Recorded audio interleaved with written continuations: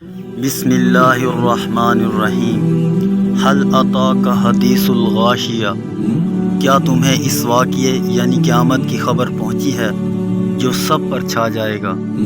وجوہ یومئذ خاشیہ، بہت سے چہرے اس دن اترے ہوئے ہوں گے۔ عاملۃ ناصبہ، مصیبت جھیلتے ہوئے تھکن سے چور۔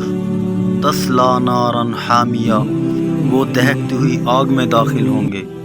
تسقیٰ من عین آنیہ، انہیں کھولتے ہوئے چشمے سے پانی پلایا جائے گا۔ لیس لہم طعام الا من ضریع، ان کے لیے ایک کانٹے دار جھاڑ کے سوا کوئی کھانا نہیں ہوگا۔ لا یسمن ولا یغنی من جوع، جو نہ جسم کا وزن بڑھائے گا اور نہ بھوک مٹائے گا۔ وجوہ یومئذ ناعمہ، بہت سے چہرے اس دن تر و تازہ ہوں گے۔ لسعیہا راضیہ، دنیا میں اپنی کی ہوئی محنت کی وجہ سے پوری طرح مطمئن۔ فی جنت عالیہ، عالی شان جنت میں ہوں گے۔ لا تسمع فیہا لاغیہ، جس میں وہ کوئی لغو بات نہیں سنیں گے۔ فیہا عین جاریہ، اس جنت میں بہتے ہوئے چشمے ہوں گے۔ فیہا سرر مرفوعہ، اس میں اونچی اونچی نشستیں ہوں گی۔ واکواب موضوعہ، اور سامنے رکھے ہوئے پیالے۔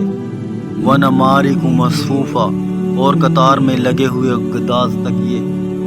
وزرابی مبثوثہ، اور بچھے ہوئے قالین۔ افلا ینظرون الی الابل کیف خلقت، تو کیا یہ لوگ اونٹوں کو نہیں دیکھتے کہ انہیں کیسے پیدا کیا گیا؟ وإلی السماء کیف رفعت، اور آسمان کو کس طرح بلند کیا گیا؟ وإلی الجبال کیف نصبت، اور پہاڑوں کو کس طرح گاڑا گیا؟ وإلی الأرض کیف سطحت، اور زمین کو اسے کیسے بچھایا گیا؟ فذکر انما انت مذکر، اب اے پیغمبر تم نصیحت کیے جاؤ، تم تو بس نصیحت کرنے والے ہو۔ لست علیہم بمسیطر، آپ کو ان پر زبردستی کرنے کے لیے مسلط نہیں کیا گیا۔ الا من تولی وکفر، ہاں مگر جو کوئی منہ موڑے گا اور کفر اختیار کرے گا۔